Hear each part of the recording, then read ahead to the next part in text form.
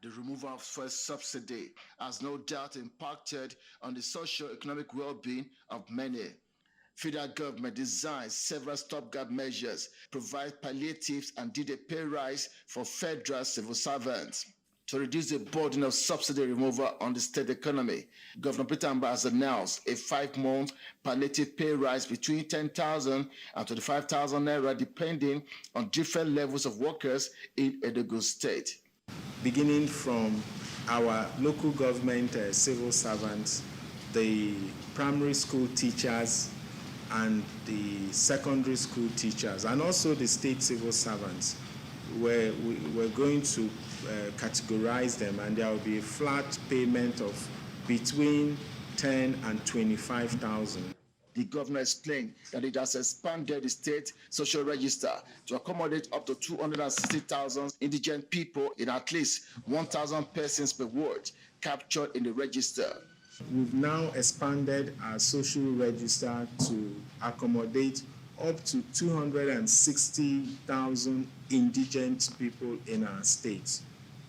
And this was about 40-something we've moved from where it was at 43,000 now to 260,000. Labor union leaders expressed joy, emphasizing that this was achieved without protest.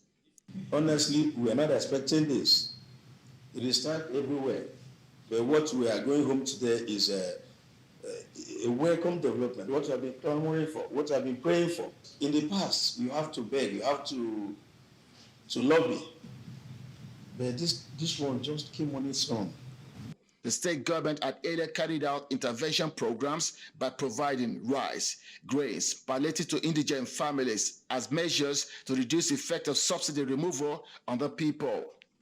Governor Mbah seized the medium to announce what the state is doing in the education sector by constructing 260 smart schools with teachers' quarters to enhance proximity to school, and back on an aggressive program to provide access to basic needs like water and end open defecation, and mark 1.5 billion naira to carry out community development programs. Bamidele Ajayi, TVC News, Enugu.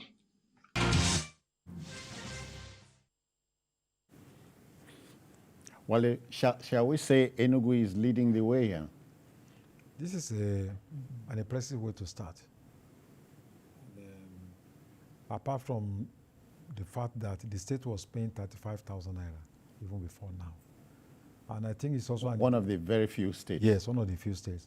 I think state government institutions should not wait for protests before they know the right thing to do. Most usually wait for when NSC give ultimatum, but you should be able to study the objective reality in your state and know what the workers need. Yeah. And I was quite impressed that when the NUT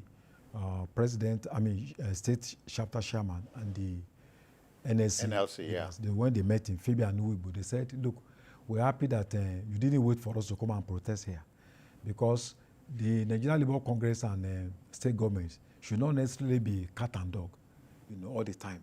They should be partners. So this is what we mean when we say government should think out of the box. Yes, yes. The government is also building 260 primary health centers. That is quite significant, because that means that almost every community, in Enugu State, we have primary health center. And also 250 modern schools with teachers' quarters, and I understand they have actually started the process. And if you also look at the fact that they have set aside 1.5 billion for social development, which also includes, sanitation, water, I think it's a good way to start. Less than 6 months, it is coming to power. So I think if you can continue this way, I think it's a cause for Nigerians to be glad that at least something good is coming out again. So government does not necessarily have to wait for election time. Yeah, they don't need to wait for election time. And they need to hit the ground running. Yeah. You don't have to wait for, I want to spend, give me 1 year. Give me 12 months. At least we are seeing some things that we can debate here. Yeah. And if a government is good, it's our response to also tell Nigerians so that others can learn from them. This is a far cry from the shoddy way of a far cry from going the way of palliatives and all that, making a mess of things. Yeah, that is true. We must actually commend Governor Peter Mbah for what he's doing. Many times the focus has always been on federal government. When the president announced the wage award for civil servants, it was for federal civil servants.